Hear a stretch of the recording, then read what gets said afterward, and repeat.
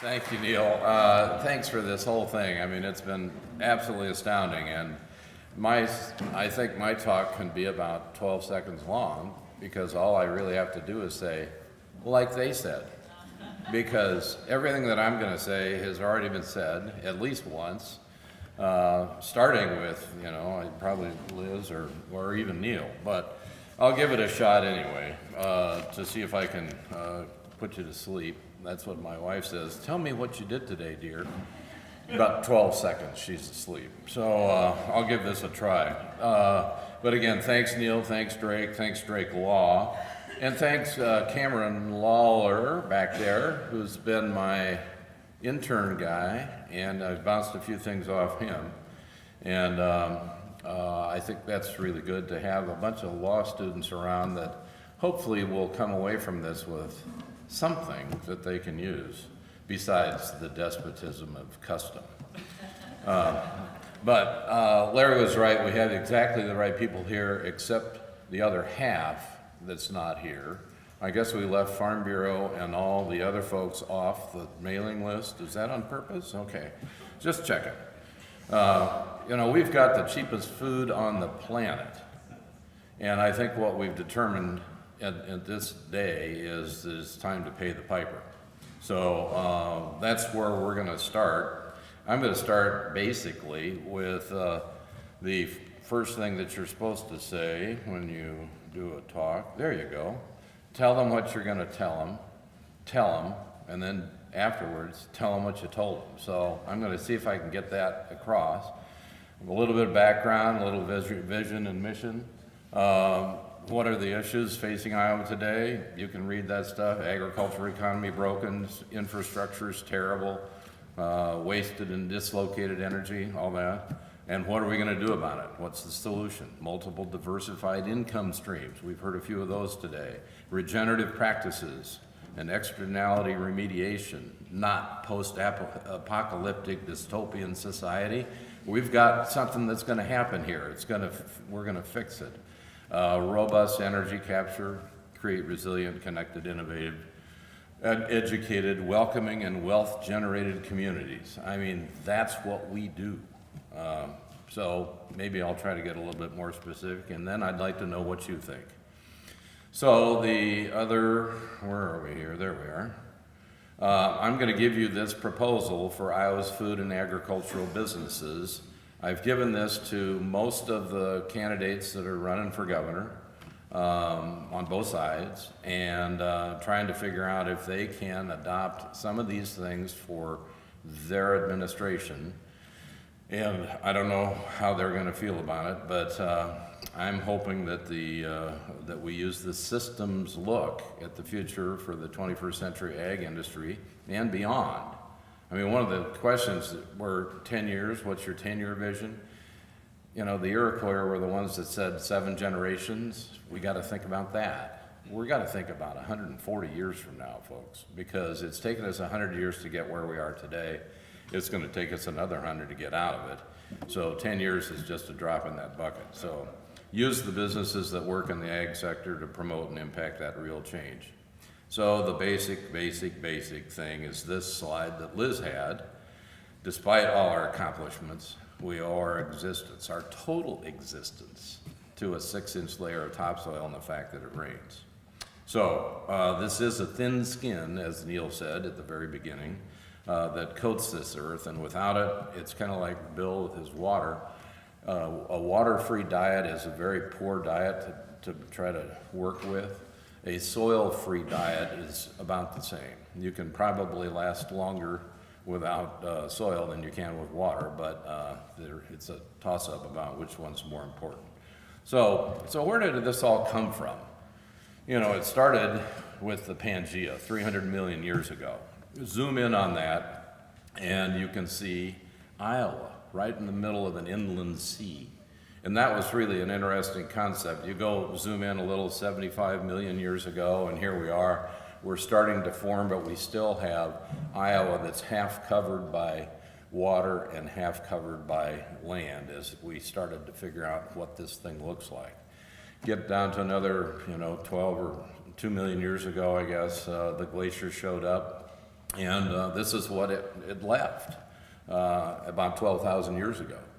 And since then, we've had 12,000 years of spring, summer, winter, fall, of prairies dying and regenerating and building soil, feet of soil.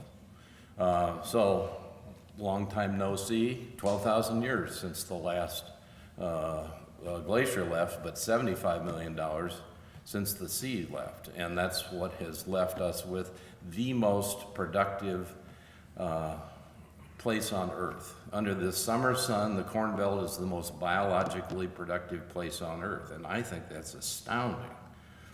We have a special place, so how do we keep it, and how do we capitalize on it? So let's zoom out again. What's the land use in the United States? These are all the counties in the United States. The green is forest, the brown is agriculture, the yellow is grazing and pasture. Let's segregate it a little bit better so you can see how much we do. And you can see that we've got a lot of crop ground, 391 million acres of it. In Iowa, 25 million or 26 million.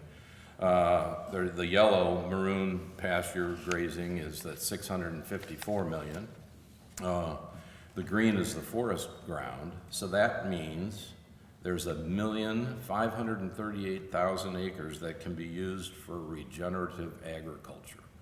As Matt said, as farmers, we can figure out how to turn this into a real special deal for us and save the world with 1.5 million acres that we can use for regenerating soil and sequestering carbon. Don't you think we could make some real damage on climate control? I think we could kick its ass. So these are the things that I'm looking at as what we can use this food, the crop ground for. We only use about 71 million, I think, for 127 million for livestock food, and only 77 million for the food we eat. So the crops that are actually edible.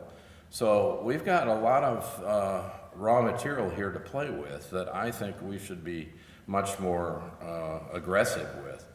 Same thing with the grazing and you look at that, and the small band is the federally owned land, the orange, the yellow is privately owned pasture land, and the brown is that 127 million acres that we use for crop. That's a lot of land that we can put into some sort of use. All that forest land we can put it to some sort of use to make everything work for us. In what way? Well, I think we're going to use all this, the pasture, grazing, and the forest, to actively sequester carbon, conserve and replenish the soil through row crop, pasture, and forest management that uses the material that we've got as a vehicle to make more money. And the way we need to do that is to go back to the Paris Climate Accord that Matt's talking about and get that carbon tax. We need to go out to the rest of the industry and get some ecological credits. And of course, we need to have externality pricing. And that's what I said at the beginning. It's time to pay the piper. We've got the cheapest food on the planet, and the reason we do is because no one gets to pay for the externalities. Someone talked about the tragedy of the commons earlier, and that's just it. We have borrowed from everything that is not ours and used it to make this cheap food. And that's not fair. I think Jen said something about don't mess with other people's stuff as her kindergarten analogy. We've been messing with everybody else's stuff, and we've been using it to abandon. So I think for the future, the regenerative agriculture is the essential thing. So when you look at how things look, a lot of people think of the economy and then they think of the ecosystem as part of that. It's the other way around. We have an ecosystem, and then the resources, the economy, and the waste that come from that are part of that whole system. And until we figure that out, we're backwards. So then when you start to do the reduce, reuse, recycle, and regenerate, it takes sustainability to the next level. utilizing our capacity to make this thing work. We turn those wastes into resources and we enlarge that system so that the economy looks better. So let me get to the vision here of what we're trying to get done. Our soil, our water, our energy, our food, and our fuel. And we are the epicenter of modern agriculture here in Iowa. And we will leverage our innovation and the can-do spirit that we have to achieve this our Iowa ideal. All the vitality that we have is regenerative, robust, and resilient. And the same is our healthy, imaginative, and connected rural economy. So I'm trying to turn this into an exploitation, if you will, of our can-do spirit and our innovation and the land that we live on, and turn that all into a money-making deal for Iowa. And the way that we can do that is by reigniting and realigning Iowa's lasting values. We have these values embedded in us with rural, urban, and public-private partnerships, just like Matt's talking about, rooted in our agricultural psyche. Now, has anyone ever heard this? If you're from Iowa, you'll understand. I think that's what we're talking about here. Because if you are from Iowa, you'll understand that we can do anything. Give me a roll of duct tape and some baling wire and a tarp strap, and I can make anything work. So, we've got the landscape, we've got the families, and the wealth that's here. We accomplish this for us and for the nation and for the rest of the world through the development of multiple business models within the agricultural sector. We've talked a little bit about cover crops and all these things, but not about how to monetize these. So I'm thinking we'll take these models to ecological services and additional related rural enterprises that it takes to support those. We monetize our land ethic, and I know a lot of people are going to say, wait a minute, how do you do that? Why would you do that? How can you monetize a land ethic? Well, we're Iowans. If you're from Iowa, you'll understand. We plant corn so we can make money. So I'm thinking we can sequester carbon so we can make money. We can clean water so we can make money. We can put cover crops down and make money. So the Iowa franchise then can be copied throughout the world. This is the reinvention of this boom or bust broken system that we've got. Make more for less model. That's crazy. It's been broken and we've been doing it for decades. It's nuts. So the spiral of decline, we all know what that looks like. Iowa's natural infrastructure and ag economy is going to hell. We've got soil and water health bad. We've got degraded agricultural economy. We've got wasted and dislocated renewable energy. That's another question. And then our whole stagnant rural economy. I mean, we talked about 3 or 4 counties in southwest Iowa today that have 16,000, 10,000, and 4,000 people in the 8, 9, and 10 counties that Seth talked about. 4,000 people in Adams County. How is that going to survive? We got to get more people in there to do something. So that economy down there is pretty tough. These challenges is to build it from the bottom up, not from the top down. So we need to get that restored soil and water health. We need to get the regenerative and multifaceted ag economy with multiple agricultural income streams, robust renewable energy sector, an innovative, resilient rural economy with wealth creation for all. So the approach is to get that restored soil and water health in there and add organic matter, rebuild our soil, cleaning water as needed by downstream ecological customers. Bill's going to send money upstream to have us clean the water because it'll pay him to do that rather than build another nitrate treatment plant. We're going to sequester carbon for the benefit of all. We're going to slow the flow. We're going to mitigate floods downstream. We don't need to build all these dikes down here out of concrete. Green infrastructure is a lot cheaper. So we're going to have ecological customers. We're going to have regenerative agriculture. Oops, I'm a little quick there. Regenerative agriculture is the key here. The Scope 3 SAFA guidelines are partnerships with consumer companies leading the way to a preferred future. a robust agricultural sector that weathers the storm of supply and demand.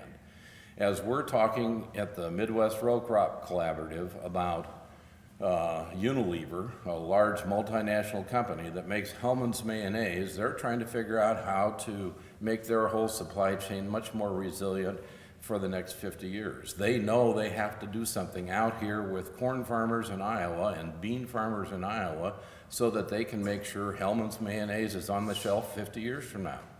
They're willing to pay some money for that, so let's get to it. The supply chain contracts for these ecological services to guarantee these multiple income streams is going to be, I think, another income stream that we can use.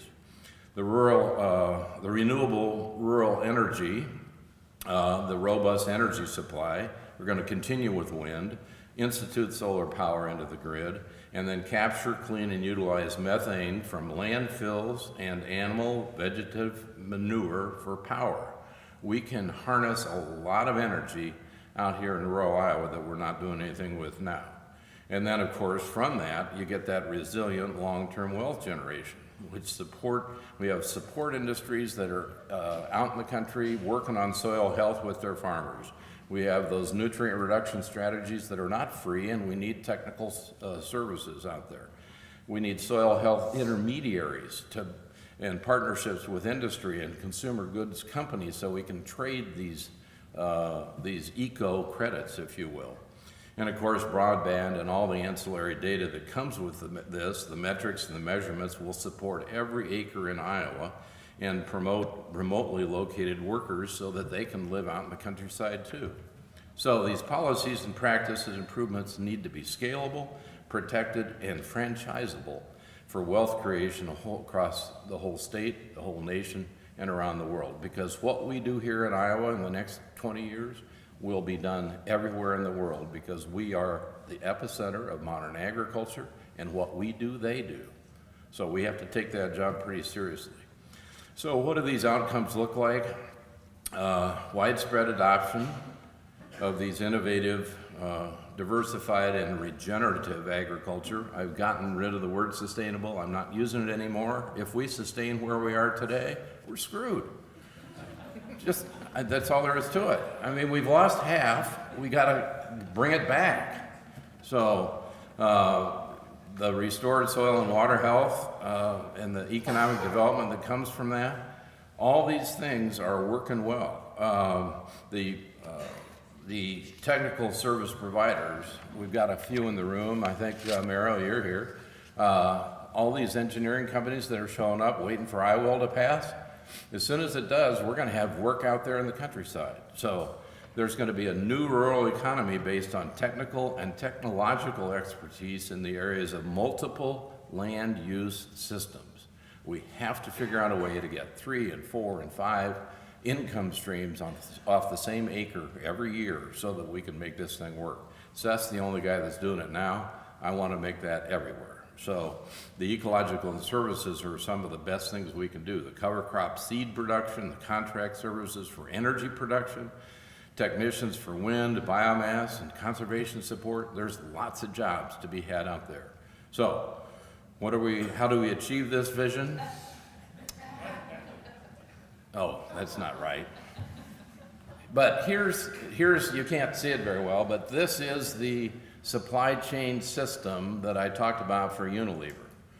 We've got Unilever over here on one side making Hellmann's mayonnaise, and we've got a farmer up here in Sioux Center, Iowa, making eggs that the egg whites go to Unilever for the mayonnaise. And we've got the same farmers planting beans to make the oil in the Cargill plant that is shipped to Unilever. And we've got the same guy up here at the Fairway store in Sioux Center, Iowa, selling the Hellmann's mayonnaise. This is a closed loop system, and everybody's connected with it. We have the capability with big data to make that happen. And all these people along that supply chain want to make sure they're there. You've probably seen this before. It's my favorite slide. We talked about agriculture from A to G. Clean, slow water is where we start.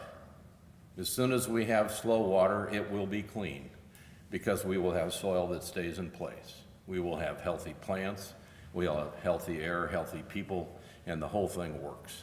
But without that slow water, I'm not sure quite what we're gonna be doing. So we gotta figure out how to get these downstream, or the consumer-driven companies on the one side to do all this type of stuff with the Unilever and the farmers in Iowa and connect all those people. Then we have to go downstream to flood-prone cities to provide those payments for the easements to slow that flow.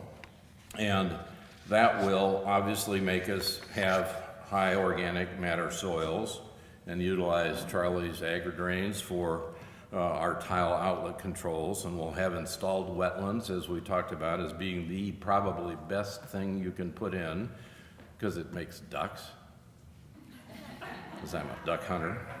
And then we're gonna rebuild the oxbows, and we're gonna make sure that we slow this stuff. The downstream drinking water customers that will provide the payments up there will allow us to add those organic matters to the soil, the cover crops, the no-till, precision fertilizer, edge of field practices will slow that leakage down. And the carbon credits that we get from sequestering carbon, once we do a carbon tax like the state of Washington is doing, we do a carbon tax in Iowa, they'll be paid to landowners who sequester carbon. We can put more carbon into the soil in Iowa than they can in the Amazon because we have such a huge photosynthetic sink up here. So let's get to it. The land prices then will reflect the ecological health of the soil rather than some CSR rating that is 20 years old anyway and doesn't mean anything. So the earnings potential from these long-term contracts to get the health of the soil up and to put that carbon in there is gonna make it all work. And Iowa's Water and Land Legacy will contribute to the ecology industry also and accelerate the adoption and the growth and permanence. You get that $180 million a year from Iowa, you're gonna get another $300 million from the feds, you're gonna get another $150 million or $200 million from cost share from farmers. Pretty soon we're gonna have enough money to fix this.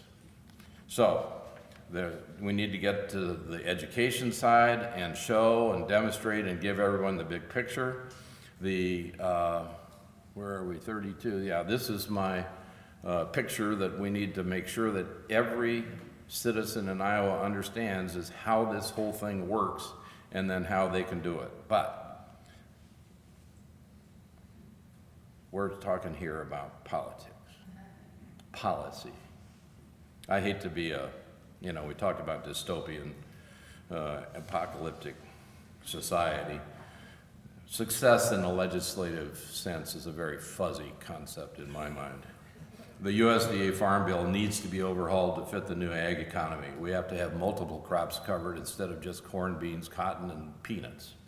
Practical cover crop policies have got to be there. Use of satellite data for compliance. Crop insurance that's tied to conservation. Banking regulations need to factor in who recognizes the net worth of return instead of just the crop return on a particular year.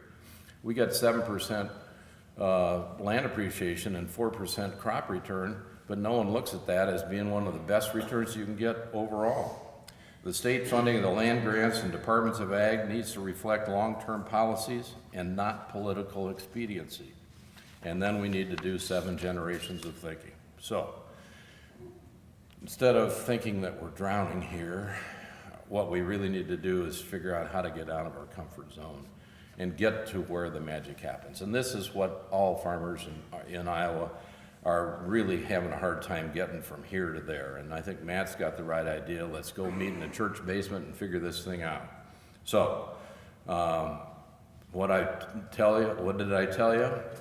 Our Iowa wants you to adopt the Our Iowa Grand Strategy. Use this land for multiple ecological services and benefits, permanent, reliable, adequate, and timely public and private funds, innovation, and ask each legislative and executive candidate to adopt these approaches. Because we've got plenty of wind, we've got plenty of animals, we've got plenty of manure, we're short manure on the manure nutrient gap, and yes, dirt can save the earth, And everyone knows that this is the best kind of dirt, is the stuff with worms in it. If Darwin were here, he'd pat me on the back because he's a vermiculture guy. But that's where we are. We need to have glass fiber so that we can have kids hanging around with their grandparents playing video games, I guess. But Iowa is not a place where hope goes to die. Iowa is a place where dreams go to thrive. And so, as Churchill said, in casting upon this dread balance sheet and contemplating our dangers with a disillusioned eye, I see great reason for intense vigilance and exertion, but none whatever for panic or despair. Thank you.